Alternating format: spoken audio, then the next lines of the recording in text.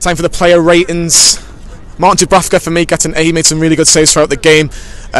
Kept us in it in the first half, made a couple of good saves in the second half, but you know, we needed more from the strikers. He did his job. We'll go on to the strikers a little bit later on, but Martin Dubravka gets an 8 for me. Paul Dummett, steady at the back. Didn't really do much going forward, but done his job defensively. Nathan Redmond was quite quiet throughout the most of the game, so I'd give Dummett a 7 today, much improved. Fernandez and Lascelles, I'm going to give them both an 8. They were brilliant at the back together as a partnership. Fernandez, just very easy on the ball, just like gets a good leadership skills, I should say. When he's got the ball, he drives the team forward.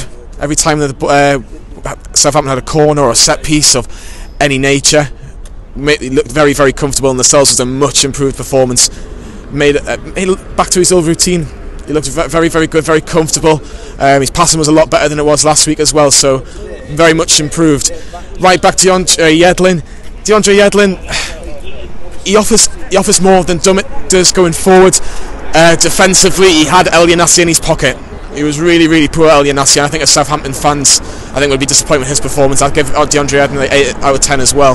Midfield, Motiame was poor again. I thought today I didn't think he was that good.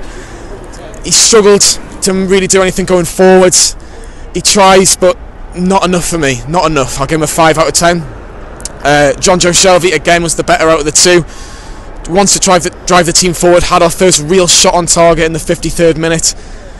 Got to really say that he was our best midfielder again. I'll give him a 7 out of 10. Kennedy was on the left hand side. Again, he's our best winger. He's just doesn't have the people around him to really use his ability well. You look at the strikers that we had, Perez, Muto, will come on them a little bit later, but they didn't do enough for him. When he gets the ball, people get excited, and we've got to really use that to his advantage.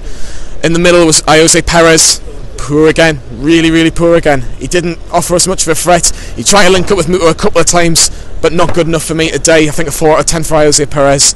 On the right, Matt Ritchie, Paul mentioned last week, he tries and he tries and he tries and he does, but he doesn't really give you a lot more than that.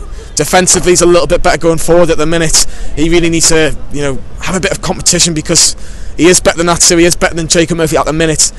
But maybe Rafa needs to go with something else, just to say, well, look, your place isn't just yours. And up front was to start with was Muto. Muto was okay.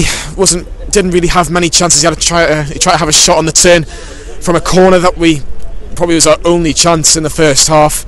Second half again was very, very quiet. I'd probably give him a 4 out of 10, unfortunately, for Muto. The substitute, Salomon Rondon, came on first, came back from injury, had the one chance right at the end, with literally the last kick of the game when we're on the break, but unfortunately couldn't really get on the end of it, couldn't get a real toe on the ball. You might see it on Match of the Day tonight, but for someone I'm going to give him a 5 out of 10.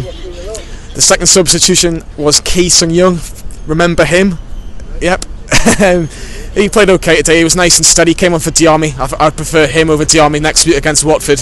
He just, I don't know, he looks a bit more fresher, and he's very comfortable on the ball, which we need to do. And finally, Christian Atsu. Paul slated him against Forest, and he was a bit better today, believe it or not. He was actually driving the team forward. He had a couple of times where he looked a bit, what's the word I'm looking for? A bit threatening, especially at the end when we're breaking through. He plays Kennedy in, it was nice to see. He won a couple of free kicks in dangerous positions. Rafa Benitez, you'd have to say today was a bit better. It was much better today tactically. People maybe wanted Rondon to start, but if he's not fully fit, 20-30 minutes is more than nothing. For me, I'd probably give Rafa Benitez a 7 out of 10. It's a point on the road. Yes, we probably need 3 points, but I'm not going to grumble at a point away from home if we can get points at home. And that Watford and Bournemouth game looks really, really fascinating going the last couple of games. I'm going to call it there before I get attacked by seagulls, but that's the player ratings. Let's see what you think in the comments below. Do you agree? If you watch the game live, if you watch Match of the Day later on, see if you agree also. Thank you very much.